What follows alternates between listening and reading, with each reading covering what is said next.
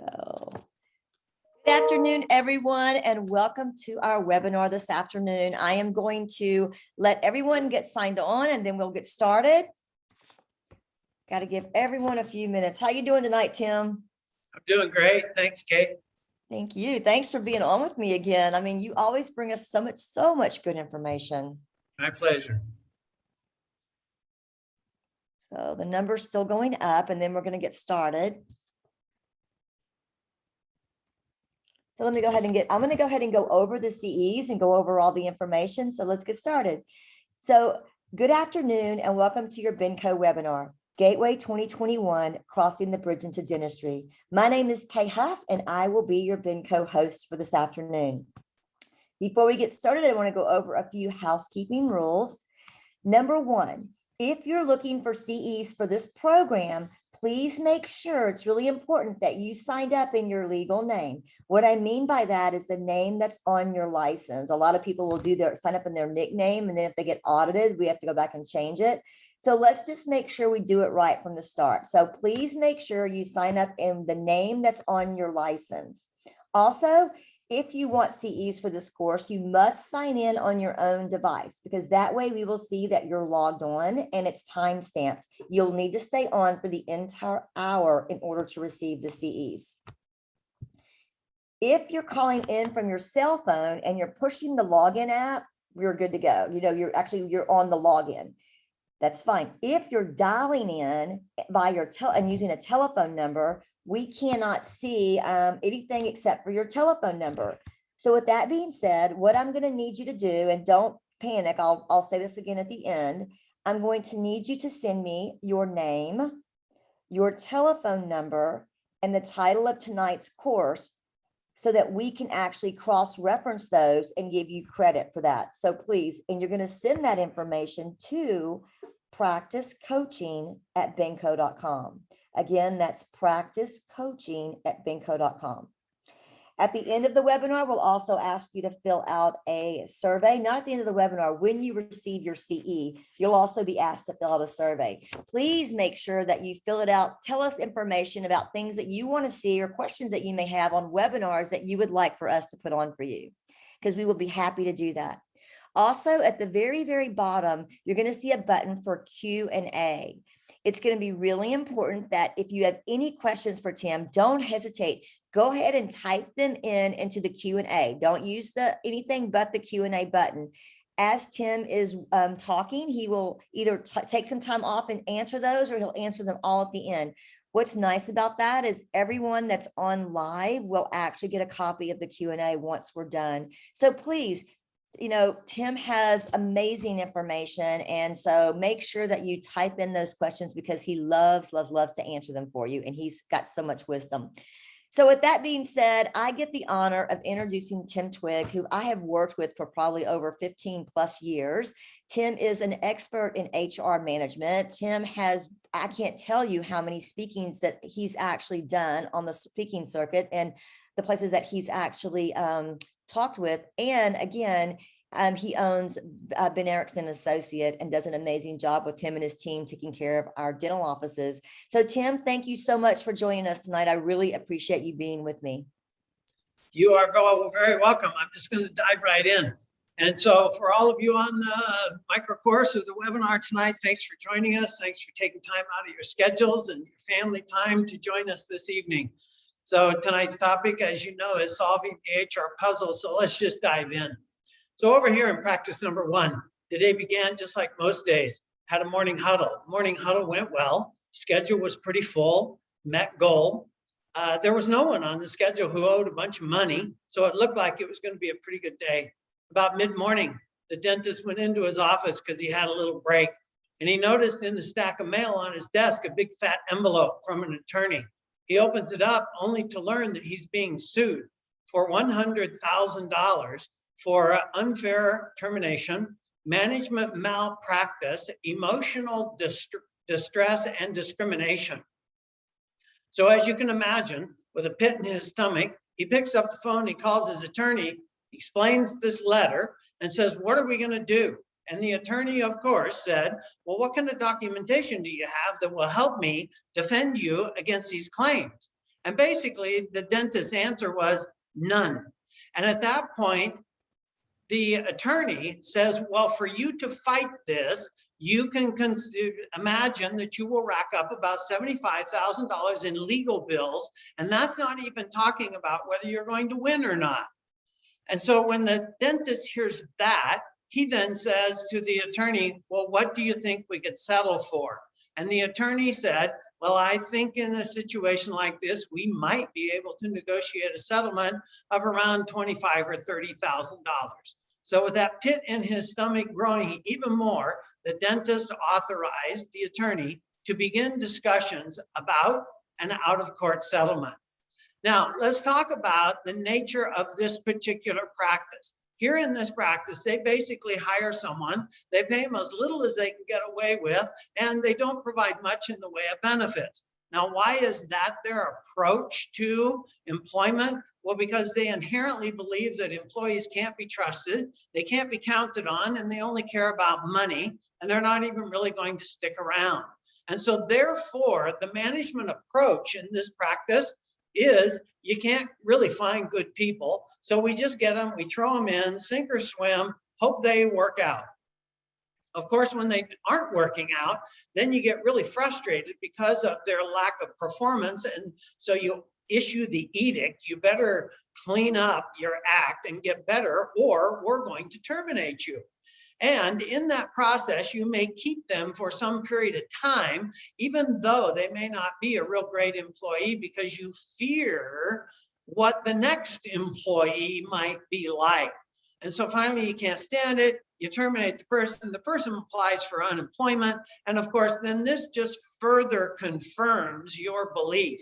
And so in this particular practice, they get to pat themselves on the back and say, see, we were right. Employees are just a necessary evil and an expense. They can't really be trusted. And so really for them, this is a self-fulfilling prophecy. And so of course, what do? Well, since it was a self-fulfilling prophecy, they basically just repeat over again.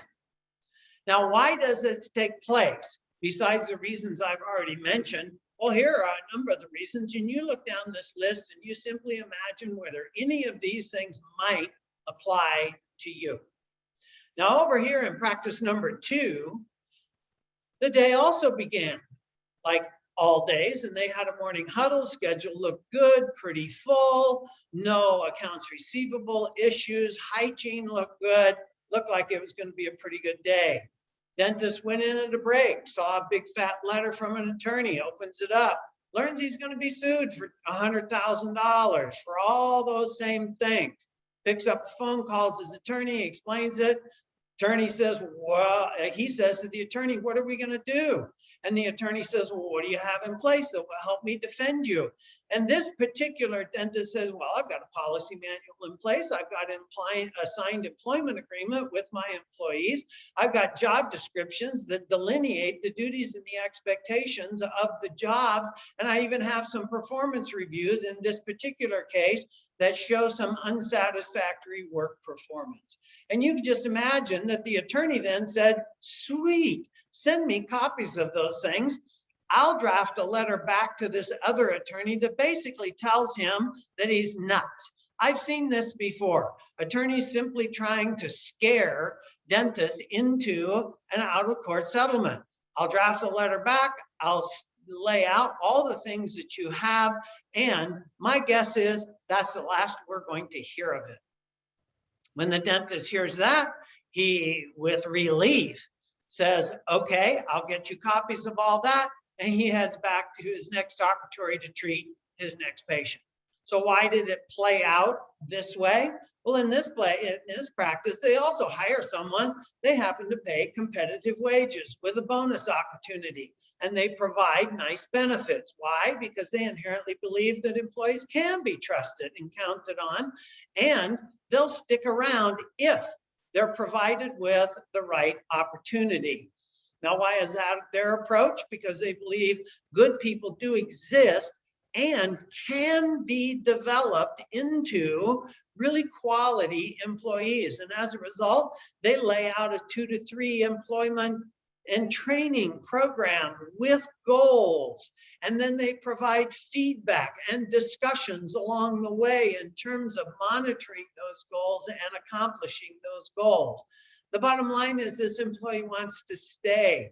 This employee feels valued and appreciated, and long-term retention is the result.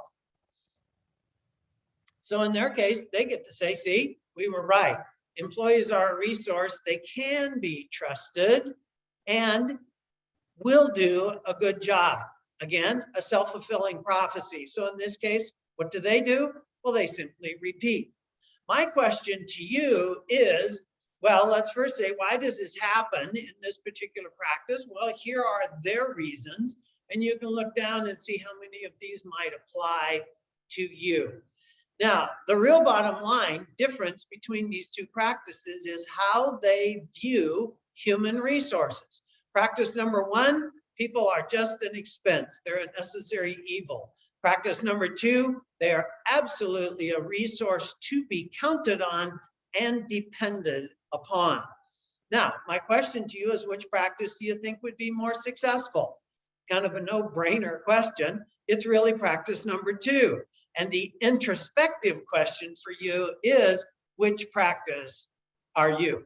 Number one, number two, or maybe somewhere in the middle, but you get an inkling about where we're going with this. From a human resources standpoint, human resources really has two sides. There's a fun side, and yes, there's a not so fun side. And human resources usually gets the bad rap for the not so fun side. Your role or your mission, if you will, relative to human resources is to make sure your bases are covered, to develop your talent. And this is so key today with the tight labor market that we currently have. No longer, at least for the foreseeable future, are you going to be able to just reach out and pluck the perfect employee.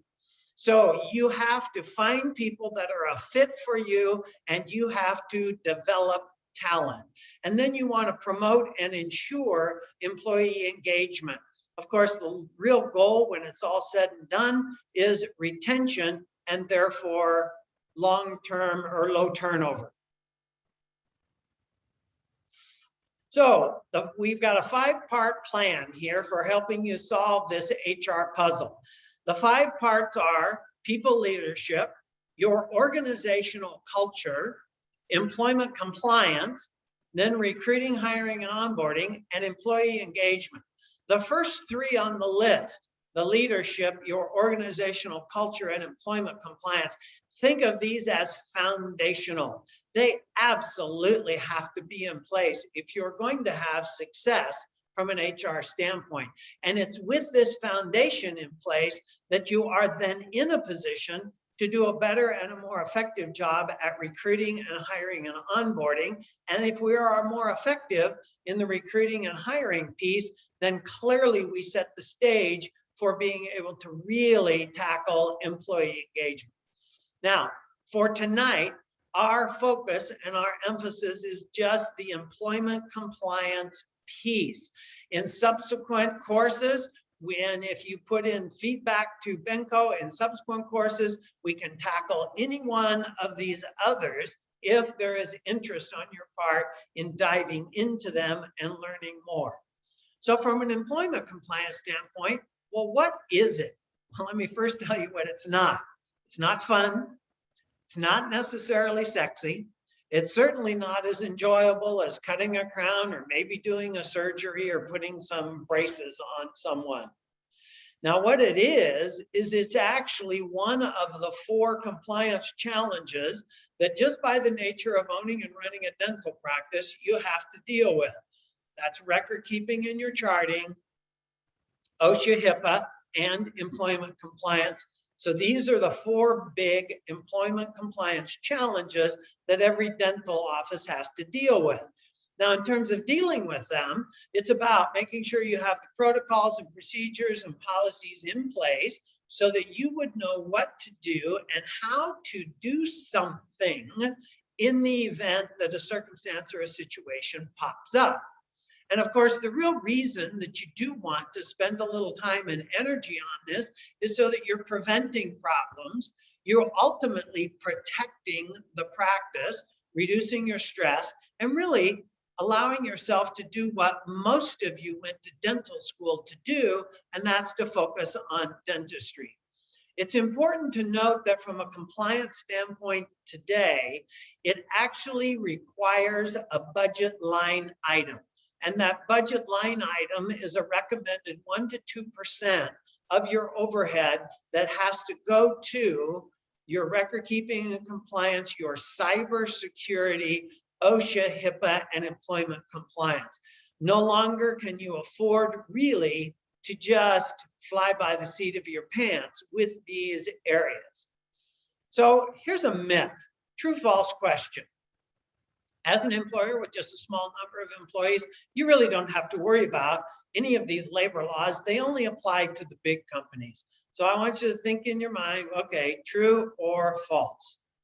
The answer is absolutely false. I know that some of you wish it was true. Maybe some of you from a myth standpoint thought it was true, but the reality is that as soon as you have one employee, you now have to follow about 95% of all of the rules and the laws that are out there. Now, an interesting little question for you to ponder is, do you think your time and energy would be best spent focusing on the 5% that you don't have to follow, or do you think your time and energy would be best spent just crossing your T's, dotting your I's, and being done? I think that's the one clearly we would all agree makes the most sense. Drilling down a little deeper into employment compliance, all it takes is one employee, as you just learned. One employee and you're in the game. You've got to handle and cover about 95% of all the rules and the laws that are out there. Now, there's another meaning to this, all it takes one employee, and that is all it takes is one employee to get mad at you or get disgruntled with you, and you could find yourself on the wrong side of a labor board complaint or a lawsuit. To make employment compliance a little more challenging is you've got labor laws on a state level and you've got labor laws on a federal level. Every state is different. And all of these various laws come either into play and therefore are applicable or not based on the number of employees that you have. So you not only have to sort of know what they are, ideally know what the federal laws are, and then your state laws and what are called the employee thresholds, and then to know what is applicable. What also comes up sometimes is federal laws and state laws may differ in your particular situation on a given topic. And then the question becomes, which one are you supposed to follow? Some of you might think, well, federal, because federal supersedes state. And some of you go, no, I think it's state. State supersedes the federal. Well, neither of those answers is actually correct. The correct answer is you have to follow whichever law is considered the most stringent. So you not only have to know them, then you have to compare and contrast them and know which one is the most stringent. And then you might ask me, well, how do I determine that? Well, you have to know the laws, like I just said, but the other element is whichever one most favors the employee, then by definition, that's the one that is considered the most stringent. And of course, if that doesn't make this game tricky enough, the other challenge is the rules and laws are always changing. Here's an example, true or false question again. You can have a policy that forbids your employees from discussing their wages and benefits, and if they break that policy, you can terminate them for that policy violation. So true or false? Again, absolutely false. Used to be true, but is no longer true. You cannot have a policy, written or verbal, that forbids them. And you certainly can't take any disciplinary action against an employee for either talking about their wages, their benefits, or their working conditions. This comes out of the National Labor Relations Act, which has carved out a whole new section of what really amount to be protections for employees called protected concerted activities. So in employment compliance, here are the main components that everyone has to address and deal with. There's wage and hour, making sure you're paying people at least minimum wage. You're handling overtime correctly. You're dealing with payment for CE courses and travel and time for CE courses correctly. Of course, discrimination and harassment just seems like that's in the news all the time around issues. Governor Cuomo in New York just recently probably fell because of this whole idea of harassment and a hostile work environment. Disabilities and people with disabilities and the protections they have also have to be addressed. And then, of course, terminations. Now, some of you might go, well, wait a minute, I'm in a state that is an at-will state. And therefore, I can terminate anyone I want, anytime, with or without notice and with or without cause. Well, the reality is that's not true anymore. Again, it used to be true, but it is no longer true. Today, the employment landscape has a whole lot of laws in place that are anti-harassment, anti-discrimination, anti-retaliation laws, and all of these laws now supersede or come before at will. And when you look at this, you see the one that says age discrimination. The magic age for age discrimination today is 40 years old. And so now look at this right here. Here's an employee who was let go by a dentist. She is 46 years old. And you just learned from me that the break point for age discrimination is 40. So she's 46, therefore she is in this protected group based on her age. She claims that the doctor terminated her because of her age. Of course, the doctor is saying, no, I didn't terminate you because of your age. I terminated you because of poor job performance. And so now the investigator said, okay, doctor, if you're contending that this is poor job performance, then please show us the performance reviews that document the poor job performance. And guess what? The doctor didn't have any documentation for it. So the bottom line relative to at will today is you cannot fire someone if it's a violation of the protected classes, a violation of their civil rights, the public interest, or their right against retaliation. And so if you have been merrily going along thinking, well, I'm an at-will employer and it's kind of like a get out of jail free card, that is no longer true. So what are dentists doing to address this issue of employment compliance? Well, some, of course, try to do it themselves. They spend time Googling their lives away and downloading forms and policies and cobbling together stuff. Others might assign it to a team member, and sometimes there are dentists who will hire attorneys. Of course, the question becomes, well, how is this working? Well, here are just some headlines that relate specifically to our industry, the dental industry. So you just look at some of the issues here, along with the example that I gave at the very beginning of the dentist being sued for $100,000 for the whole kitchen sink list of issues. In addition to that, when we talk about is it working, well, it's really not. Dentists actually today, statistically, are more likely to be sued for a labor-related issue than actually be sued for malpractice. Premiums for labor law insurance are now higher than what you pay for malpractice. And the average out-of-court settlement in healthcare today is $40,000. So that's $40,000 just to have the thing go away. And that's a pretty nasty little hit. Now, some of you might be going, well, that won't ever happen to me. My staff love me and I've never had any problems. Well, what I've got right now is I've got a little quiz for you to take. So I want you to pull out a piece of paper, pull out a pen or a pencil. There are going to be 20 questions.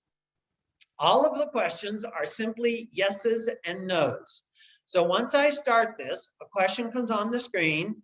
Read the question, and you just, on your piece of paper, you write a yes or a no or a Y or an N, however you want to denote that, and then it will just automatically switch to the next question Again, we've got 20 questions.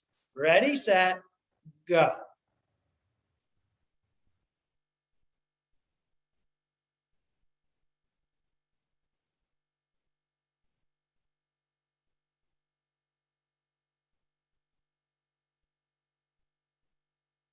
Question number 2.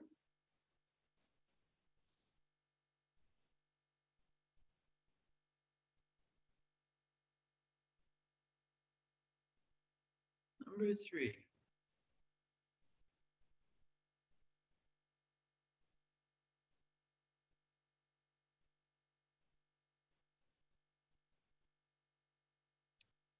Or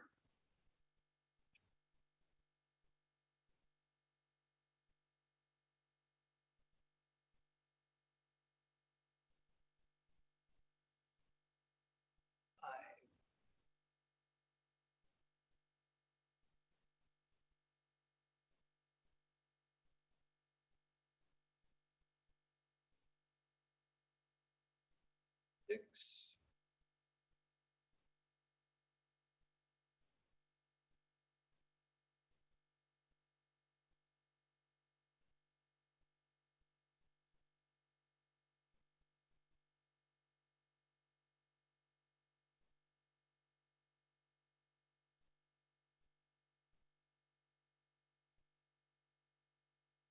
Number 8.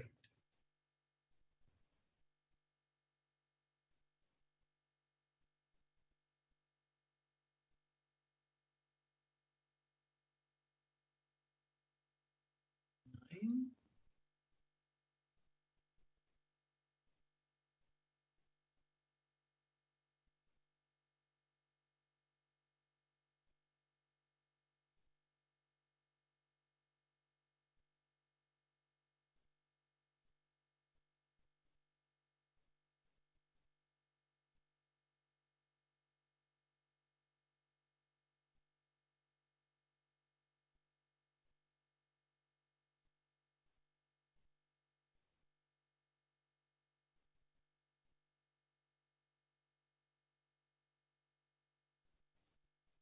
Well,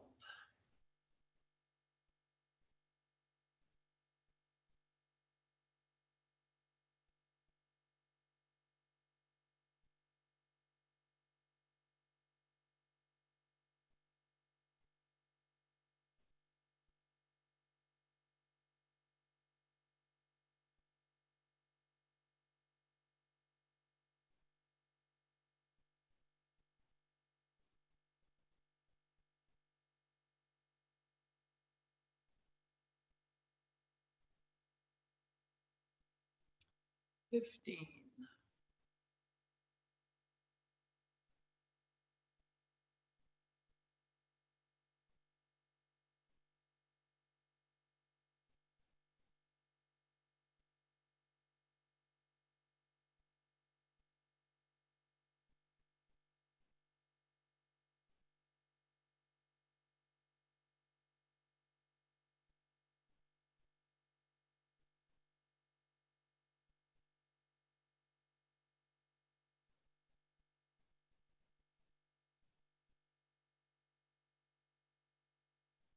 Number 18. 3 more.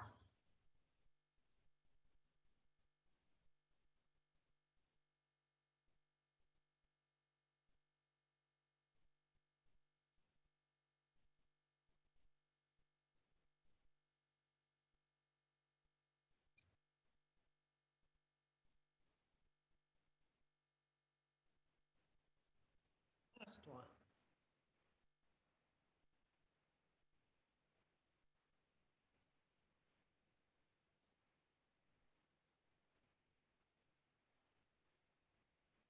Okay, so my question is, how did you do? As you no doubt figured out, probably by reading the questions, is the correct answer to each one is a yes. So anywhere where you have a no, or maybe even you wrote down some of them, I don't know. So anywhere where you have a no or an I don't know, it's a place where you have liability or exposure. Now, is that good news?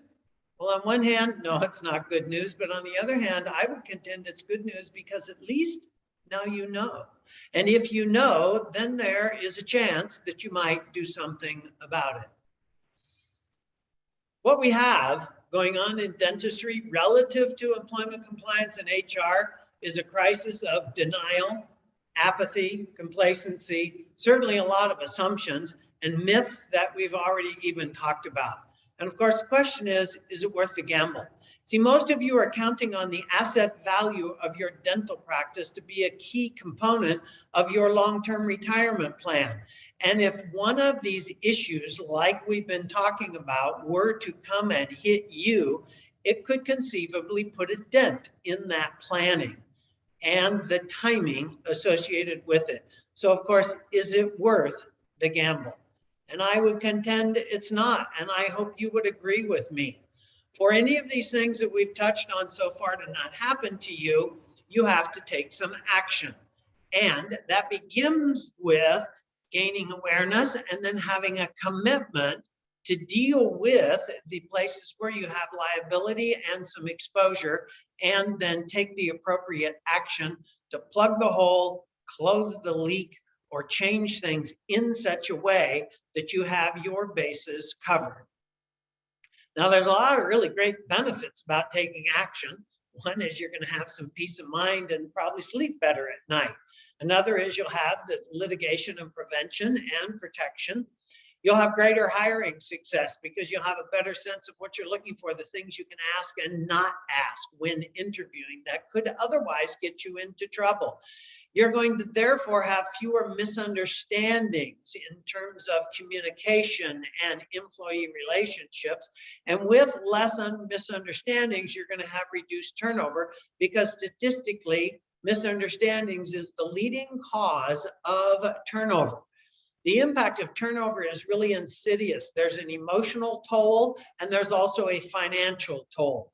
The statistics for turnover are turnover in a given position costs you, the bottom line of your practice, however much you pay for that position for a year. And that's all the accumulated costs of advertising, recruiting, interviewing, having the people in for a skills assessment, and then the fact that you lose production for a period of time because your practice is just not operating on all cylinders. And it usually takes anywhere from 4 to 6 months for a new employee to be fully up to speed in your practice. So if we have fewer misunderstandings and we have reduced turnover, we have improved morale. With improved morale, we're clearly going to have better job performance. And with that working for us, we're going to have lower employee-related stress. If I was up in front of you in a room right now, I could say by a show of hands, how many of you suffer from or experience employee-related stress? And I know from experience in doing courses like that, that the overwhelming majority of dentists raise hands. In fact, some of them raise both hands. So back to our list about what dentists are doing, there is also a fourth choice, and that's to partner or co-source with an HR firm. And in that way, you're like getting an HR professional on your staff, although you don't have to pay what you would otherwise have to pay to have a certified HR specialist on your staff. So it's a pretty easy and cost-effective way, and it really frees you up then and your team to focus again on what you really want to do, which is dentistry. Some of you have aspirations or maybe already have multiple locations or are moving down the DSO path. And if at some point the size of your practice warrants having someone on your team, a team and staff member who is really monitoring and managing HR, well, then you can partner with a company which will then work with you to teach and train this person in the nuances of HR, so it really does support you. Now, whether you do this on your own or whether you have a team member do it or you co-source with a company, ultimately, to sort of cover all the bases, you need an employee handbook or policy manual, you need job descriptions, and you've got to make sure that your documentation is airtight or watertight. On the policy manual side, this means a well-written policy manual. A well-written one lays out the rules. It treats people fairly and consistently, and so therefore avoids issues of discrimination. and it helps you comply with both the federal and any state requirements. The real beauty from my perspective of a well-written policy manual is that it reduces your answer to virtually any HR question to a sentence that has 5 words. You memorize this sentence, and it's basically the only thing you have to say for the whole entire rest of your dental career. Anytime a question or an issue comes up, you simply say, go look in the manual. And by doing that, you know the answer is there. You know the answer is correct. And by doing it that way, you are consistent and therefore not setting yourself up for issues of discrimination or favoritism. The second component, like I said, is up-to-date job descriptions. From a job description standpoint, the thing I really would like to emphasize is I want you to think of a job description as a recipe for success. If we were going to bake a cake and I just told you, well, just whip up a cake, no recipe, whatever, just go in there and do it, most of us would not be successful. Now, if I gave you a recipe, you would probably be successful. I know I would be. If I had a recipe that says a cup of this and a teaspoon of that and a tablespoon of this and mix and stir and bake at 350 for 30 minutes, I could be successful with a recipe. A job description is like that. It delineates the duties and the expectations of the job. It acts as a form of communication, both verbally and in writing, to the employee. It helps you craft ads for recruitment that are more specific and more targeted. And it supports then your ability to objectively monitor performance on an ongoing basis as well as goals. Here is an example of a job description. This is a job description we provide to our clients for an RDA. And the printing on the left might be too small for you to read, but you can see on the right what the major categories are that comprise this job description. Here is page 2. Again, you can see what the major categories are. You'll note that there's a section on there that is now circled. This is the area of typical soft skills. So yes, we want the person to take x-rays. Yes, we want the person to pour up models.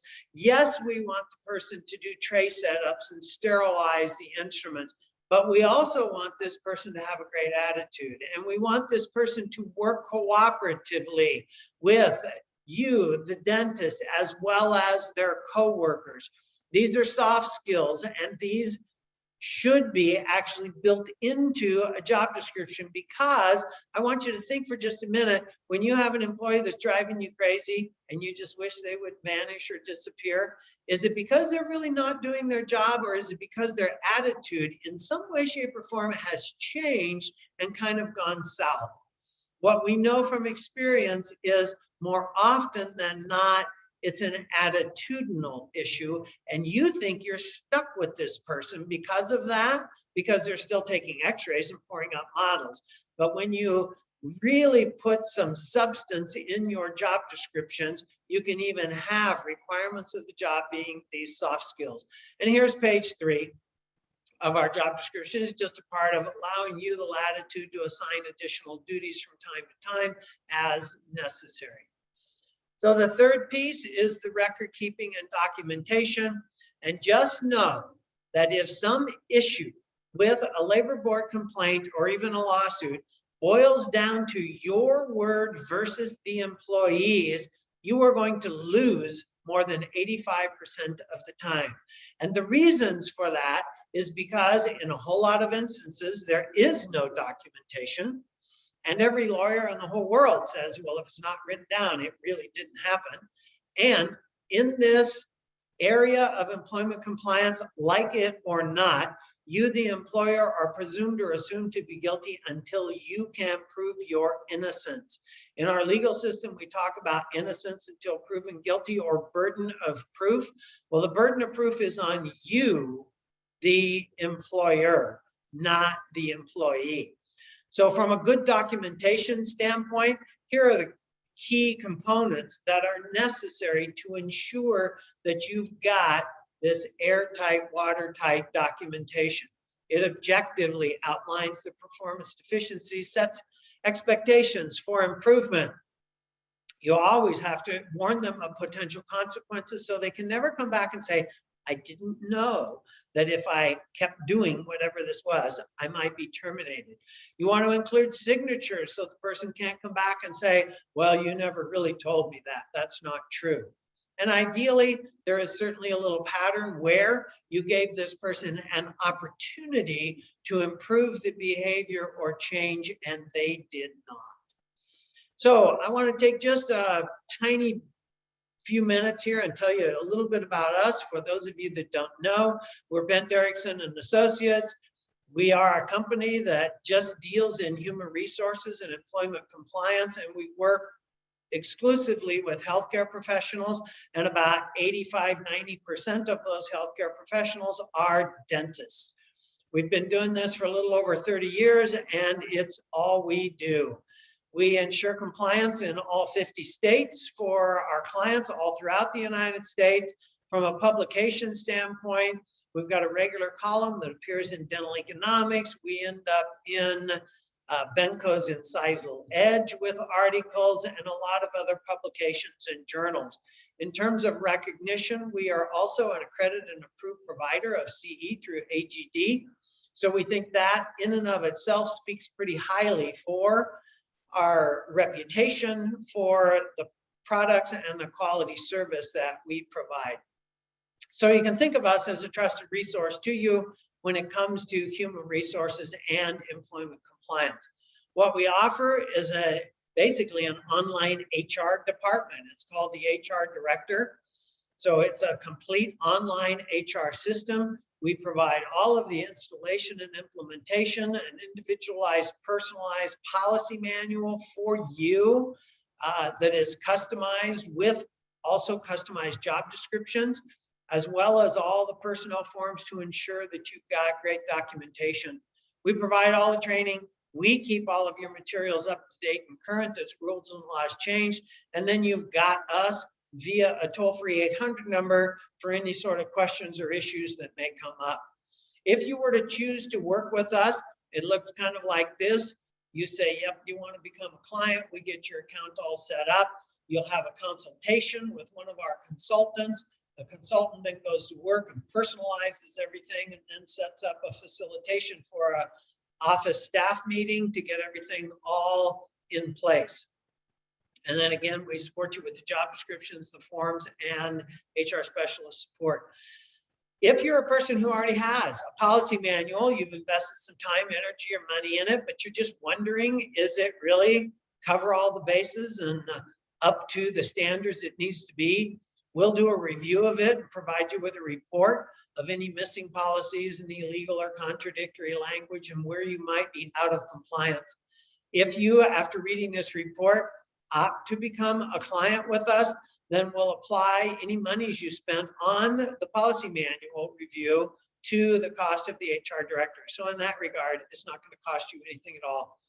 In terms of costs, there's an initial setup, and that's $28.50. That gets you the policy manual that's customized and personalized and everything that I described. If you have additional locations, there's an additional location fee, and then there is ongoing support. If you're a practice with 1 to 14 employees with one location, then it would be $28.50 plus the $645. That is what gets you everything set up, everything implemented, and support for the year. Then starting in year 2, the only cost is just the appropriate support fee for the number of employees that you have. So basically, we're talking about initial costs and setup of around $3,500, and then it's about, say, $650, $645 per year. That starts in year 2. And that number of $650, again, is based on the number of employees that you have. Sometimes dentists think that's a lot of money, $3,500 starting out, and then the support. Of course, an out-of-court settlement, as we said, can run $25,000 to $40,000. That is compared to an HR director of 3,500. And the reality is you can get 30 years of support from us for less than one out-of-court settlement. So let's summarize. Practice number one, they view people as an expense. Practice number two views them as a resource. Which one would be more successful? Obviously, practice number two. And the question is, which one are you? Human resources has two sides, a fun side and a not so fun side. Your role, and make sure your bases are covered so that not so fun side is not an issue. To also then work on developing talent and promoting and ensuring employee engagement so that you will benefit from long-term retention and therefore low turnover. Getting your HR house in order, people leadership, organizational culture, employment compliance, which is what we've drilled down in tonight. With those foundational pieces in place, then it's about recruiting, hiring, and onboarding, and then focusing on employee engagement. So key takeaways from tonight. As a small employer, you do not get off the hook with HR and compliance rules and regulations. Successful HR, really, when it's all said and done, is about communication. That's written and verbal. That's prior to employing someone. It's during the time they are employed with you, and certainly having documentation when employment ends. So you make sure you've got the communication, both written and verbal, in place. Protected classes, know them. This has been a game changer. It's knocked at will out of first place and puts employees in a large way in the driver's seat relative to issues that can be brought up against you. Paper trail. Regardless of the town you live in real estate everywhere, don't they always say the most important thing about real estate is location, location, location? In this world here, the most important thing is documentation, documentation, documentation. Remember, again, back to protected classes, that at will no longer saves you, and you've got to make sure you are administering your policies fairly and consistently to, again, avoid issues where there might be claims of discrimination. And clearly, the other key takeaway is to take some action. You've gained, hopefully, some awareness tonight. Hopefully, that will lead to a commitment to do something about this, and that would be taking some action and getting yourself and your practice into compliance. So your HR action plan moving forward. You can do nothing after tonight and just continue to roll the dice with the risks and the turnover and the employee-related stress, or you can work on getting your HR house in order. Again, people leadership so that it's a paradigm shift, that your people are a resource and not an expense. This work on organizational culture and creating the kind of environment where people want to come to work. You could even ask yourself, one of the questions in organizational culture and people leadership is, what kind of reputation do you have as an employer? Are you the kind of place, again, that people want to come to work? And then from an employment compliance standpoint, if you have a policy manual, by all means, please make sure that it is up to date. If you're wondering about that, get it reviewed. If you don't have a policy manual, then by all means, get one. Make sure that it is dental specific, state specific, and is geared specifically for the number of employees that you have, and therefore has been personalized for you. And in an ideal world, will actually grow with you as you might over time add more employees and then trip into one of the other employee threshold categories. Get your job descriptions updated with all the essential functions and making sure that they are ADA compliant. And for our purposes tonight, ADA does not stand for the American Dental Association. It stands for Americans with Disabilities Act. Tighten up your record keeping and your documentation so that you are protecting yourself and covering your bases in that regard. And certainly from a recruiting and a hiring standpoint, focus on hire for attitude. and then you can train and onboard people to develop great employees. And then employee engagement, this is a really fun part. What can I do to create a fun and engaging environment and atmosphere of recognition and appreciation, and creating the type of organizational culture where people have a sense of belonging and a sense of purpose and contribution. So I hope this helped. I'm going to turn it back over to Kay for questions, and we'll just go as long as people have questions or until Kay tells me we need to stop. So thank you. That was amazing. So what I'll let you do is if you have questions for Tim, please put them in the Q&A at the bottom. You know what, Alyssa? Oh, here we go. Put them in the Q&A at the bottom, and we will be happy to spend a few minutes to answer it. So if there's a question about your state, about any changes that are going on, now's the time to ask. So I'll give you just a few minutes to type those in.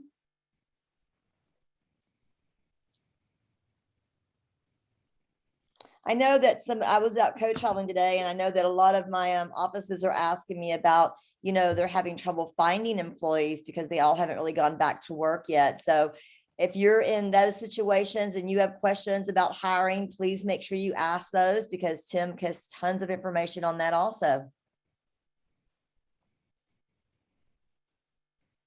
Oops.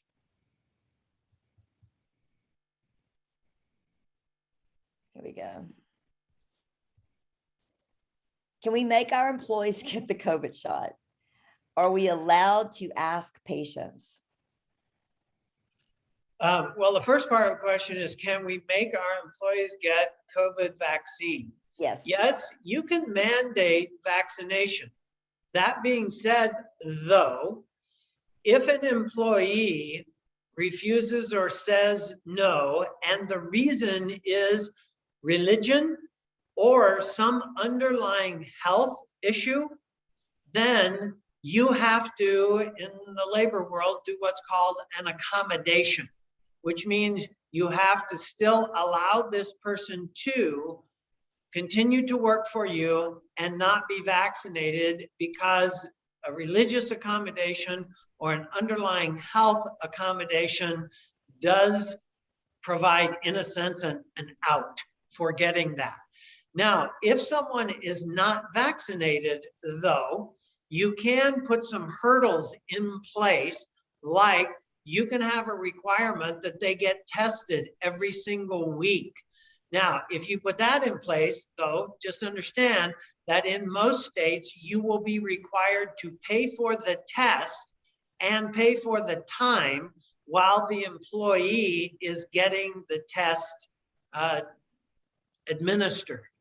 So the short answer is yes, you can mandate it, but just know there's a few little footnotes on it about accommodation and some of the other hurdles that you might be able to put in place.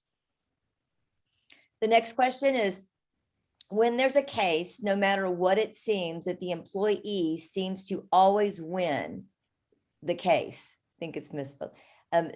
No matter how much you document your position. So I guess they're asking, well, what you hear on that.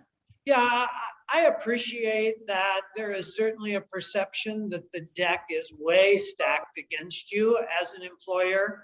And I appreciate that there's a perception is no matter how well I document things, I am still going to lose. Just understand that I understand the perception, and I can tell you this. Over the 30 years that we have been doing this, we have certainly had instances where employees try to sue their bosses or do a labor board complaint or whatever the case may be.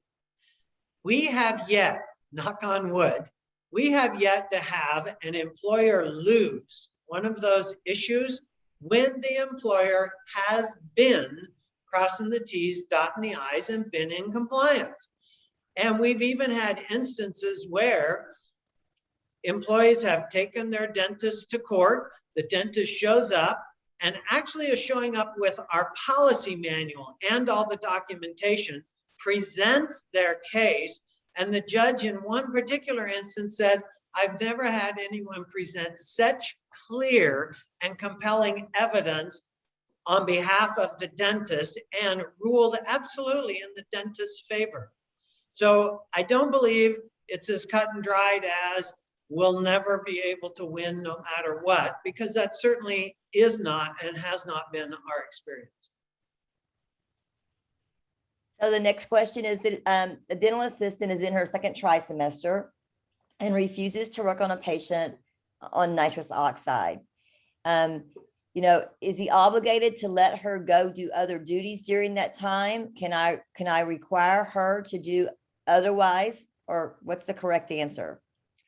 Yeah, so we'll start with that answer with the All-American, it depends. So it depends, number one, on the state that you're in. It depends, number two, on the number of employees that you have. You may be in a state where there is not a requirement on your part to provide maternity or pregnancy leave or maternity benefits. If that's the case and the person refuses to take x-rays, then you do have the ability to let this person go.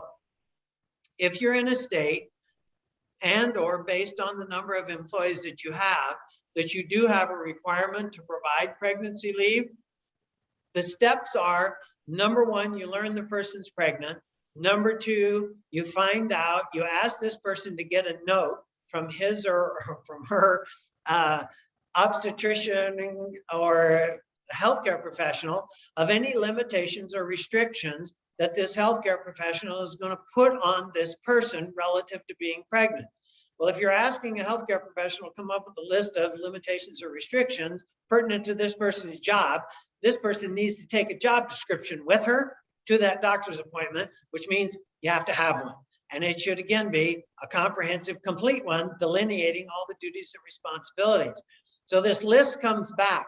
You either accommodate that or you don't. Again, it will depend on the state and the number of employees that you have. If you do not have to accommodate, you can let the person go. If you have to accommodate, then you have to shift things around, or an accommodation could actually be that the person goes out on pregnancy leave right then. And it could be in their first trimester, it could be in the second trimester, and the person is going to use up their leave most likely before they even deliver. The key there is you have met your obligation to provide pregnancy leave. When it's all said and done, pregnancy leave is certainly a quagmire issue that deals with, again, the state, the number of employees, and by all means, you should work with someone like us or someone who can then be able to say, well, in the state you're in with the people, with this, then here is the appropriate course of action to take.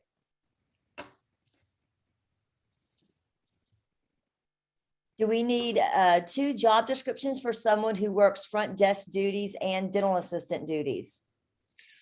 You don't need to have physically 2 different ones. You can certainly have one that just delineates all the different duties. And then as part of the employment agreement, the person understands that half-time is as an assistant and half-time is front office duties.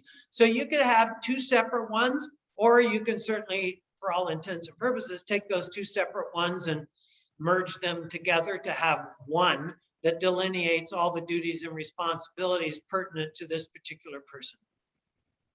So Tim, I'm going to, we'll finish up with this.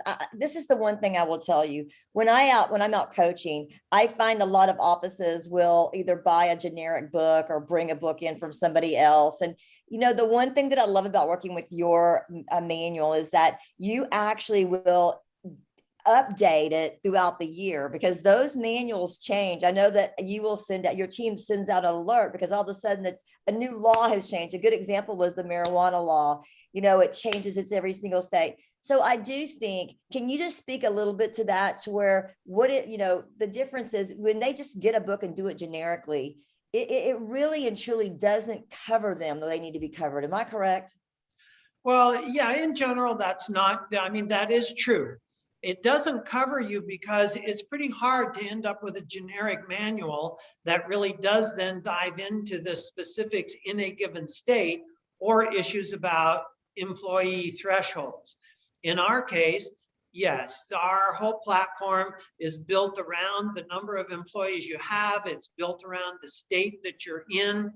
If that employee threshold number changes, the policy manual basically changes. It changes automatically because of that. And Kay, you referenced alerts. So yeah, our team is constantly monitoring all the rules and all the laws on the federal level and state levels. And if there is a change that affects any of our clients, whether it's the state of Texas or the state of Montana, then we provide those updates to the online system. People are electronically notified there's been a change and exactly what the steps are that you need to take to sort of circle the wagons relative to whatever that change is. So you don't have to monitor it yourself. You don't have to try to figure out applicability. And the manual, for all intents and purposes, is living, and it basically just stays up to date and current. Now, obviously, if you print it out and you have it on a shelf and you never do anything with it, well, then that's not going to be a current manual, but hopefully you're wise enough to make sure that if we do make changes to it or changes are made to it, and we do have a physical hard copy, that we'll print out a new physical hard copy, take out the old guts and put in the new one. And I love how your team also gives guidelines on how to update these, because believe it or not, you still have to update these laws and get your team to okay it.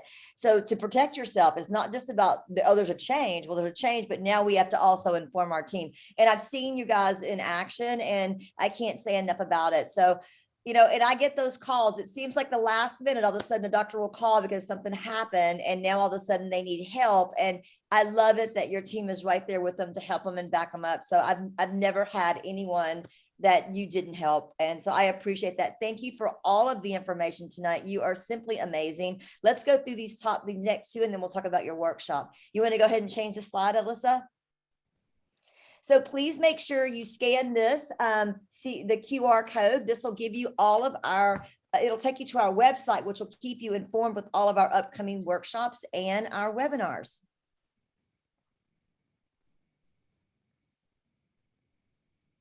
There we go. So our upcoming webinars, please make sure you mark your calendars for August the 25th, which is a Wednesday.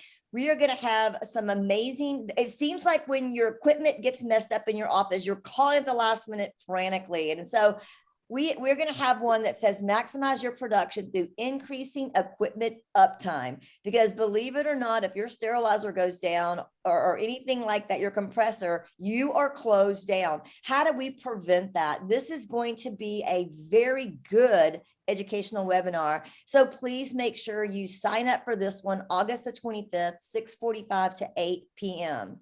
And then how to avoid being a cyber threat statistic.